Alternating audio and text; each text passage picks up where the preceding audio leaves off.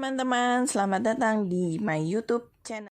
Shalom teman-teman yang terkasih di dalam Tuhan Yesus Kristus. Teman-teman, kemarin itu saya sama suami saya sempat ngebahas masalah ada tiga poin, yaitu kurikulum atau bahan cerita, kedua yaitu kelas persiapan. Nah, masih ada satu lagi teman-teman yang mau saya tanyakan, yaitu tentang ibadah sejati. Oke teman-teman, kita akan bahas apa itu ibadah sejati.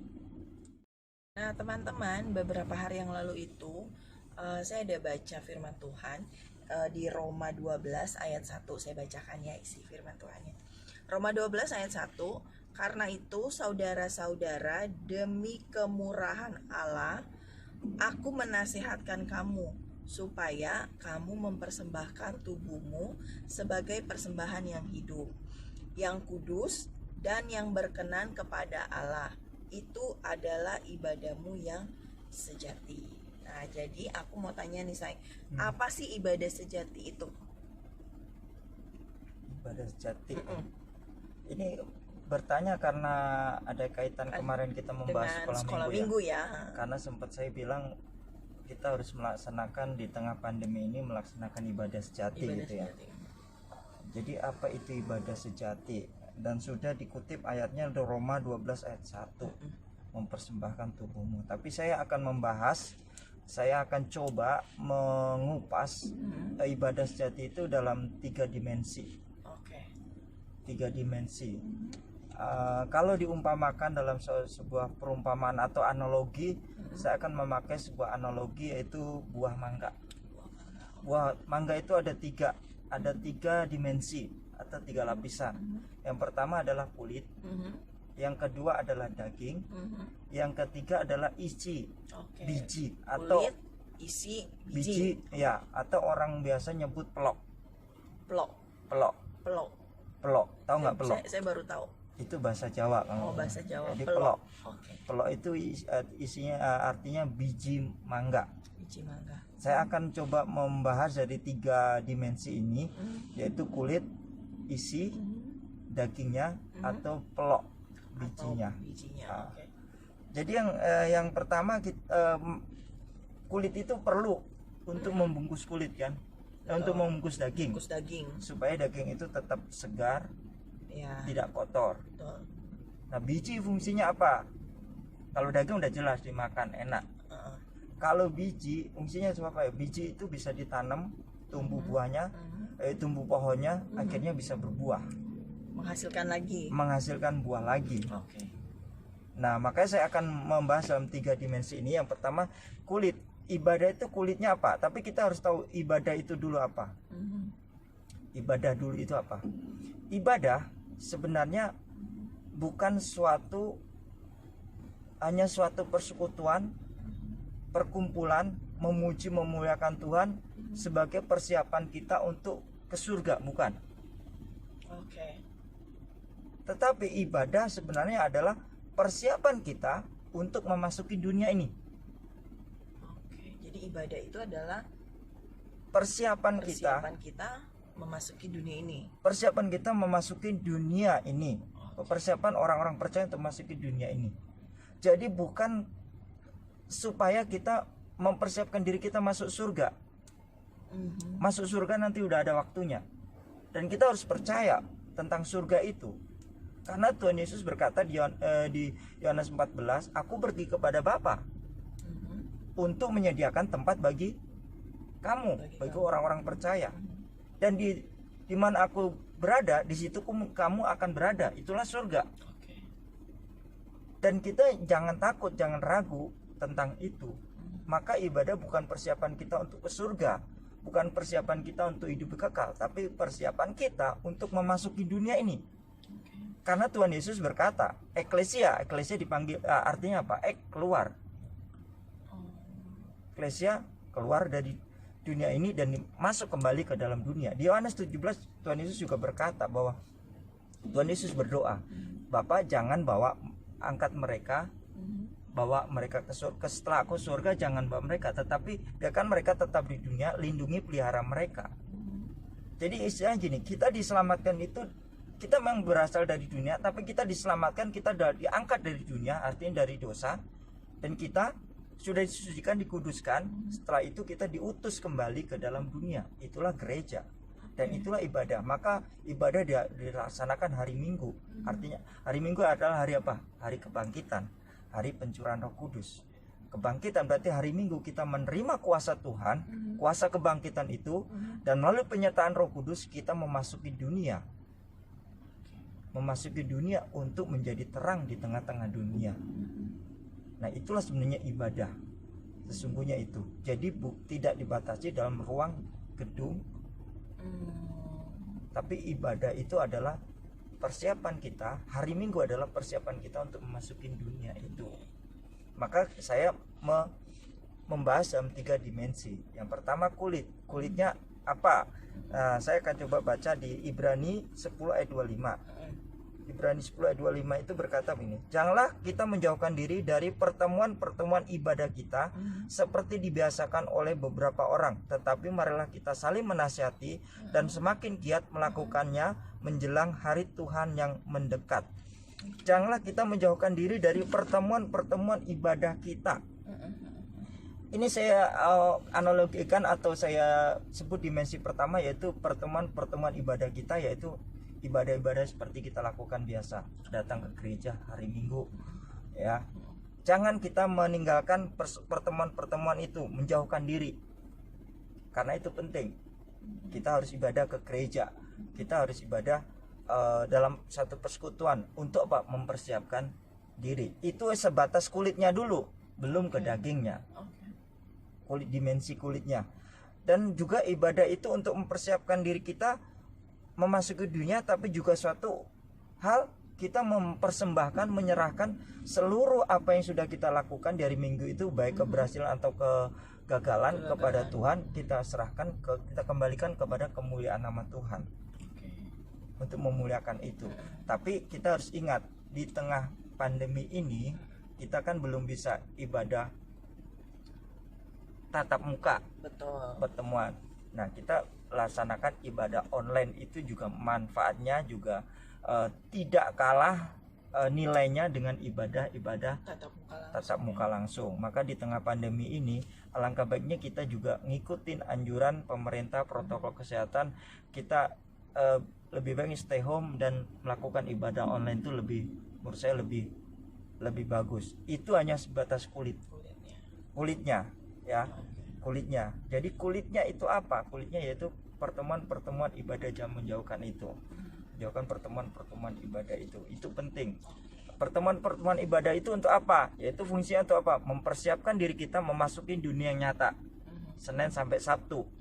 Tapi juga hari Minggu itu kesempatan kita mempersembahkan kepada Tuhan. Yaitu persembahan untuk memuliakan nama Tuhan. Maka sungguh-sungguhlah dalam ibadah, baik secara yang sudah membuka gereja maupun yang masih online. Sungguh-sungguh hati kita memuji Tuhan, sungguh-sungguh mendengarkan firman Tuhan, sungguh memberi persembahan dengan sungguh-sungguh. Itu kalau kita laksanakan, pasti nama Tuhan dipermuliakan. Yang kedua, dimensi yang kedua adalah isi atau daging, ya. Daging itu berarti bisa dimakan kan? Yang bisa dimakan kan, enak gitu kan, dirasakan enak, dinikmati, dan akhirnya kita bisa mengecap, merasakan, oh ya enak. Yang nama daging itu, isi itu, ibadah itu berarti isinya apa? Kuasa Tuhan. Kuasa Tuhan yang bagaimana? Kuasa Tuhan yang dapat dinikmati oleh dunia, yang dapat dialami oleh dunia. Itulah ibadah. Jadi saya akan bacakan di Yakobus 1 ayat 27. Dimensi yang kedua yaitu ibadah yang murni yang tak bercacat di hadapan Allah Bapa kita ialah mengunjungi yatim piatu dan janda-janda dalam kesusahan mereka dan menjaga supaya dirinya sendiri tidak dicemarkan oleh dunia. Ibadah yang murni dan yang tak bercacat di hadapan Allah Bapa kita ialah mengunjungi yatim piatu dan janda-janda dalam kesusahan mereka. Inilah isinya. Ibadah yang sejati, isinya, dagingnya adalah apa? Kita orang-orang percaya ini, gereja yang sudah dipanggil keluar oleh Tuhan, yang dipanggil terus diutus kembali ke dalam dunia itu, yaitu apa? Menyatakan kuasa kebangkitan Kristus itu kepada dunia ini, yaitu menjadi kekuatan sosial dan moral. Pada waktu itu Paulus menulis ke jemaat di Yakobus, yaitu supaya apa? Mengunjungi yatim piatu dan janda, karena pada waktu persoalannya yaitu tentang yatim piatu dan janda-janda. Nah, kita persoalan di dunia ini kan banyak kan. Nah, kita bagaimana kita menghadirkan kuasa itu di tengah-tengah kehidupan dunia kita, di dunia pendidikan, dunia anak, dunia pekerjaan, dunia politik,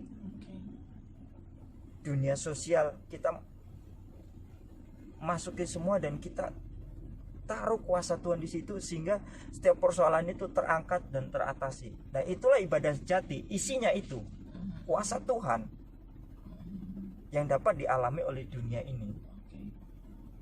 Jadi ibadah persiapan, kita mempersiapkan hari Minggu kulitnya, yaitu kita ibadah memuji Tuhan supaya kita menerima kuasa hari Minggu itu, supaya kita siap memasuki dunia. Di tengah Tuhan tempatkan kita di mana untuk kuasanya itu dinyatakan, dirasakan. Dimensi yang ketiga yaitu pelok, biji.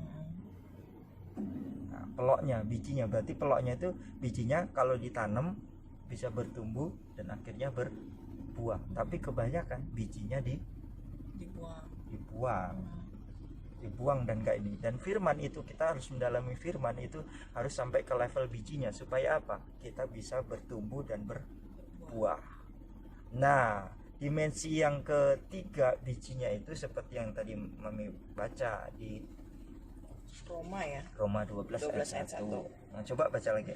Oke, Roma 12 ayat 1. Karena itu saudara-saudara, demi kemurahan Allah, aku menasehatkan kamu supaya kamu mempersembahkan tubuhmu sebagai persembahan yang hidup, yang kudus dan yang berkenan kepada Allah. Itu adalah ibadahmu yang sejati. Nah, itu di situ. Jadi bijinya sebenarnya ibadah yang sejati yang harus kita, yang mencapai level biji, yaitu bagaimana kehidupan kita ini semakin diperbaharui, dikuduskan, sehingga kita menjadi persembahan yang kudus. Artinya semakin kita menjadi ciptaan yang baru, akhirnya tumbuh buah roh di dalam kehidupan kita. Buah roh itulah yang akhirnya nanti akan terus bertumbuh dan berbuah, yang akhirnya bisa menjadi pohon mangga yang menghasilkan buah-buah itu kan. Buah-buah itulah nanti yang akan menjadi berkat bagi kita semuanya, bagi dunia ini. Jadi dimensinya seperti itu. Bijinya kita harus semakin menjadi manusia yang baru, diperbarui akal budi kita, pikiran kita, sehingga kita bisa menemukan jati diri kita di hadapan Allah. Semakin diperbarui, yaitu menjadi ciptaan yang baru, yang berkenan, tak bercacat di hadapan Tuhan. Sehingga kita siap berbuah, menghasilkan buah. Maka dalam satu ibadah sejati ada satu dimensi itu, saya bisa menyimpulkan ketiga hal itu, yaitu kita, yang pertama tadi, ibadah itu persiapan kita untuk menerima kuasa Tuhan dan memuliakan Tuhan. Benar kan? Memuliakan Tuhan. Tapi Tuhan itu butuh kita muliakan nggak? Tidak, karena dia sudah mulia. Dia sudah mulia. Tapi kita diberi kesempatan memuliakan dia. Kenapa?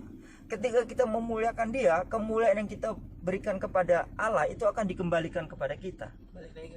Balik lagi ke kita. Kembali lagi kepada kita, sehingga kita bisa menjadi semakin sejati, semakin menjadi manusia baru. Dan akhirnya iman kita semakin berakar di dalam Tuhan.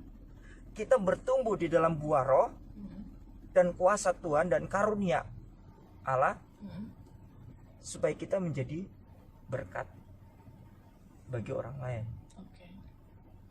Jadi berkat bagi orang lain. Itulah berkat, itulah isinya, dagingnya bisa dirasakan kuasa Tuhan itu.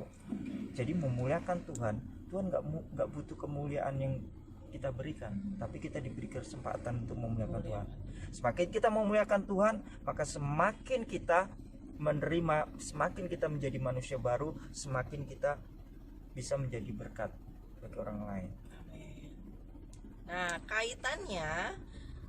apa kaitannya ibadah sejati dengan pelayanan sekolah minggu? Apa kaitannya ibadah sejati dengan sekolah minggu? Nah, Ya, semua berkaitan sebenarnya. Karena ini kan pelayanan. Jadi semua ini pelayanan. Jadi guru sekolah minggu itu sebenarnya harus semakin menjadi manusia baru. betul. Kalau nggak semakin menjadi manusia baru, berarti kita tidak bisa memberikan dagingnya itu kepada anak-anak. Dan Belum siap. Ya apa yang kita berikan, kita nggak bisa berbuat. Jadi kita harus semakin makan bijinya itu supaya kita bisa bertumbuh dan menghasilkan buah. Jadi apa yang dikaitkan dengan sekolah minggu itu jadi begini, mungkin hal-hal yang perlu kita perhatikan bahwa anak-anak itu juga butuh sentuhan. Oke. Maksudnya sentuhan bukan, tapi sentuhan mungkin perhatian ya. Anak-anak butuh perhatian, sentuhan perhatian itu dari guru-guru sekolah minggu. Bagaimana kita bisa mengaitkan sekolah minggu itu menjadi suatu ibadah yang sejati, gurunya semakin menjadi serupa dengan Kristus, anak-anak bisa menikmati buah yang kita berikan dan mereka bertumbuh. Ya, yang kita lakukan yaitu kayak seperti kontak ya, kita kontaknya tadi mengunjungi yatim piatu dan janda-janda miskin. Mungkin dalam sekolah minggu kita bisa terapkan itu, menyentuh jiwa mereka melalui sentuhan-sentuhan perhatian kepada mereka, kita care, semakin care kepada mereka. Mungkin ya seperti yang kemarin saya singgung kan, di tengah pandemi ini kita nggak bisa mengunjungi, tapi mungkin kita bisa telepon dia, tanya kabar ya, video call, kita tanya mereka kabarnya mereka gimana. Ada bentuk perhatian dari kita. Jadi guru sekolah minggu, kita kaitannya dengan pelayanan sekolah minggu tidak terbatas melulu dalam satu ibadah di gedung atau persiapan online saja, enggak. Teknisnya gitu. Teknis kalau persiapan online kan begitu kan, menyiapkan ceritanya bagaimana, tapi kan beda gitu. Kalau anak kita telepon sendiri, kalau anak kita perhatiin sendiri, pasti rasanya akan beda, lebih ke hati, lebih menyentuh ke hati. Nah, itulah ibadah dalam satu kesatuan keseluruhan, ibadah sekolah minggu. Jadi guru-guru sekolah minggu jangan hanya cuma memikirkan hari minggu ini saya mau cerita bagaimana, sibuk dengan itu, tapi anak-anak dilupakan. Yang lebih parahnya lagi yang sering kita sebut adalah kita terus sibuk menyiapkan itu, kita mengecek anak-anak dengan apa? Dikasih tugas-tugas. Kalau mereka lebih memberikan video atau memberi foto, saya udah ini seneng guru-guru sekolah minggu. Enggak. Feedbacknya banyak. Anak kita jadi seneng. Enggak. Sebenarnya enggak boleh seperti itu. Harus lebih maju selangkah lagi, karena kita tahu bahwa ibadah sejati adalah seperti itu. Ibadah kita adalah persiapan untuk memasuki dunia. Bagaimana kita memasuki dunia anak, itulah yang harus kita persiapkan dalam kaitannya dengan guru-guru sekolah minggu, dengan pelayanan sekolah minggu. Yaitu bagaimana hari minggu itu kita mempersiapkan, tapi bukan hanya hari minggu, tapi kita sebagai guru sekolah minggu harus terus mempersiapkan diri kita semakin menjadi manusia baru, supaya kita bisa memasuki dunia anak itu. Dan kita menanamkan pondasi firman Allah kepada anak itu, sehingga anak-anak juga bertumbuh di dalam pengenalan akan Tuhan kita Yesus Kristus. Jadi mungkin guru-guru sekolah minggu yang di masa pandemi ini mungkin lebih sibuk ke pembuatan video ya, pembuatan video, ceritanya apa. Bahkan mungkin ada juga yang lebih parahnya lagi, membuat cerita fiksi. Mungkin ada ya, saya nggak tahu, mungkin ada. Nah itu